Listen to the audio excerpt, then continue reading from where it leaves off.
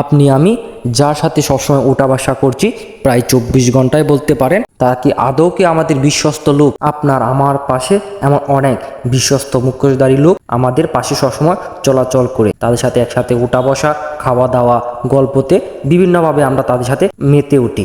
কিন্তু সুযোগ পাইলেই তারা সেই মুখোশের আড়ালের সেই ভয়ঙ্কর রূপগুলা প্রকাশ করে। কিন্তু আমরা কখনোই সে বিপদের সম্মুখীন না আসলে আসলে তাদের সে মুখোশধারী মুখটি আসলে কখনোই তা বুঝতে পারবো না বা বুঝতে পারাও সম্ভব না। আজকে আমি এরমই একটি সিসিটিভি ফুটেজ নিয়ে আপনাদের মাঝে হাজির হয়েছি। এখানে দুই বন্ধু আলোচনায় বসেছেন, তারা গল্পতে মেতে উঠেছেন বা বিভিন্ন ইশারাঙ্গিতে এখানে বিভিন্ন কিছু তারা প্রকাশ করছেন। আসলে আমাদের বাংলায় একটা প্রবাদ বাক্য আছে, বিপদে বন্ধুর পরিচয় পাওয়া যায়। আসলে আমরা সুসময়ে অনেক সময় অনেক ধরনের লোককে পাবো, অর্থশালী বলেন বা নিম্নবিত্ত, সকলকে আমরা সুসময়ে আমরা পাশে পাবো। কিন্তু যখন আপনি বিপদে সম্মুখীন হবেন কখনো, তখনই আপনি সুসময়ের বন্ধুকে চিনতে পারবেন বা সুসময়ে যে আপনার পাশে থাকবে সেই লোককে আপনি চিনতে পারবেন। তার আগে কখনোই আপনি সেই লোকগুলাকে চিনতে পারবেন না, কারণ তারা একটা মুখোশের আড়ালে আবদ্ধ আছে। বাংলায় আরেকটা প্রবাদ বাক্য আছে, হাতি কাদায় পড়লে চামচিকাও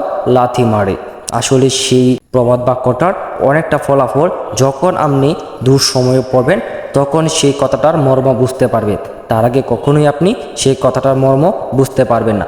যখন আপনার কাছে টাকা থাকবে, ক্ষমতা থাকবে, তখন আপনার চারপাশে মানুষের সমাগম সব সময় থাকবে। আমি আজকে যে ফুটেজটা আপনাদের মাঝে উপস্থাপন করেছি সেটা মূলত দুই বন্ধুকে নিয়ে। দুই বন্ধু হাসি ঠাট্টায় মেতে উঠেছিল খুব কিছুক্ষণ যাবৎ। যখন এক বন্ধু দোকান থেকে চলে যাবে তখন তার আগে কিছুক্ষণ আগে ফোনটা সে এই জায়গায় রেখেছিল এবং মন ভুলো কারণে বা মনে না থাকার কারণে সে মোবাইলটা এখানে রেখে চলে যায় সে তার নির্দিষ্ট গন্তব্যে। কিন্তু সে বেশ কিছুটা সময় ওই জায়গায় লেট করে ফেলে, যার কারণে এখানে যে বন্ধুটা বসেছিল সে তার দুঃসময়ে ফলাফল দেখেছে বা তার মুখোশের আড়ালে যে তার আরেকটা মুখোশ ছিল সেটা সে উন্মোচন করেছে।